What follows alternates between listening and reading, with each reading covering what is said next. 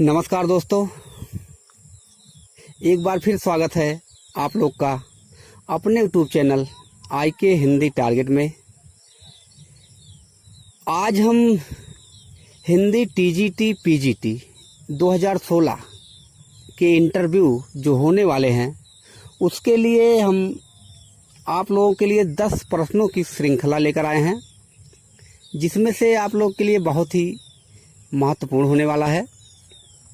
आप लोग को बता दें कि इसमें वही प्रश्न रखे गए हैं जो विगत वर्षों से पूछा जा रहा है, यानी पिछले वर्षों से जो पूछा जा रहा है वैसे ही प्रश्न रखे गए हैं, और जो आने वाले समय में पूछा जाएगा वैसे प्रश्न को इसमें रखा गया है, ताकि आपको साक्षात्कार में समस्या ना हो, वहाँ जाएं और आसानी से साक्षात्कार दे सकें। बता दें कि आप लोग को 10 प्रश्नों के जवाब देने हैं। कमेंट बॉक्स में आप लोगों से 10 प्रश्न किया जाएगा और 10 प्रश्न के जवाब आपको कमेंट बॉक्स में लिखकर देना है, और कोशिश करिएगा कि 10 के जवाब आप दे सकें। अगर आप जवाब दे ले जाते हैं तो अच्छी बात है, नहीं तो हम अगले वीडियो में इन 10 प्रश्नों के जवाब आपको बताएंगे और इसके बाद आपसे फिर 10 प्रश्न पूछे जाएंगे। इसी तरह से जब तक इंटरव्यू नहीं हो जाता है तब तक आपको रोज़ एक वीडियो आपसे 10 प्रश्न पूछे जाएंगे और अगले वीडियो में 10 प्रश्नों के जवाब मिलते रहेंगे। तो अगर आपको वीडियो अच्छा लगेगा तो सब्सक्राइब कर दीजिएगा और लाइक भी कर दीजिए। तो चलिए आज हम शुरू करते हैं। पहला प्रश्न आपके सामने रखते हैं, देखते हैं पहला प्रश्न है कौन।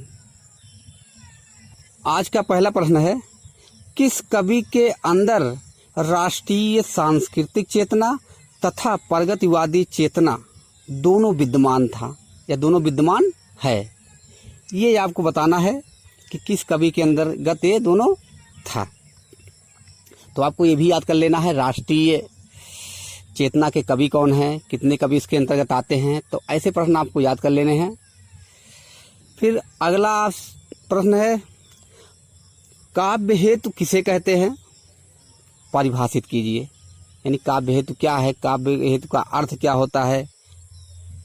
तो ऐसे प्रश्न आपसे पूछे जाएंगे तो आपको बताना है काव्य हेतु किसे कहते हैं, परिभाषित कीजिए या परिभाषा दीजिए। फिर तीसरा क्वेश्चन है,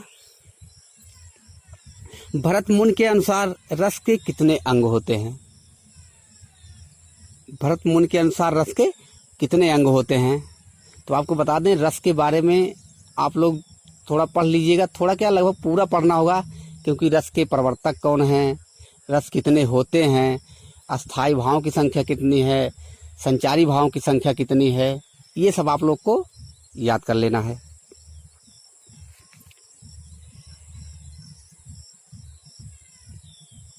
अगले क्वेश्चन की तरफ चलते हैं।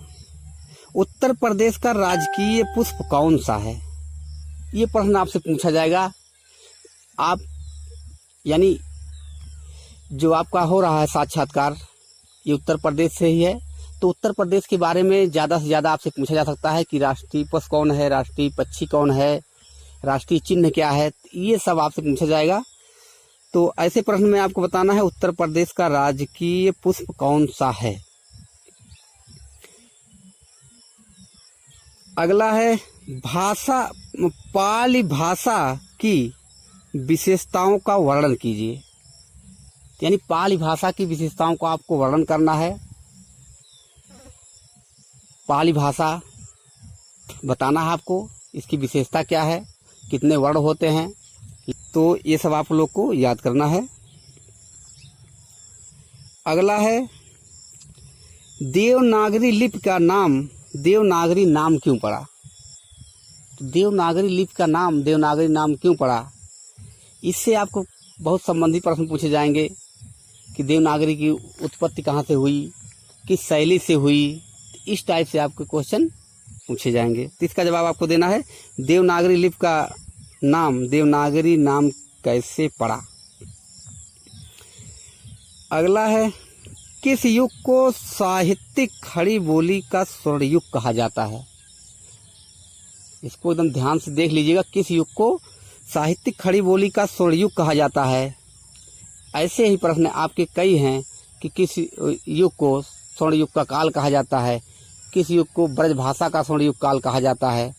इस तरह के बहुत ही प्रश्न बनते हैं, तो आपको ये बताना है किस युग को साहित्यिक खड़ी बोली का स्वर्ण युग कहा जाता है। अगला प्रश्न है, किस महिला लेखिका को सबसे पहले साहित्य अकादमी पुरस्कार मिला?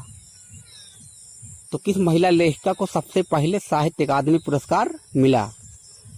इससे संबंधित आपसे भी पूछा जाएगा कि सबसे पहले साहित्य अकादमी पुरस्कार किसको मिला, किस सन में मिला, किस रचना पर मिला। इस संबंधित बहुत प्रश्न हैं, तो आपको बताने होंगे। अगला है, पहला विश्व हिंदी सम्मेलन किस समिति के तत्वाधान में हुआ?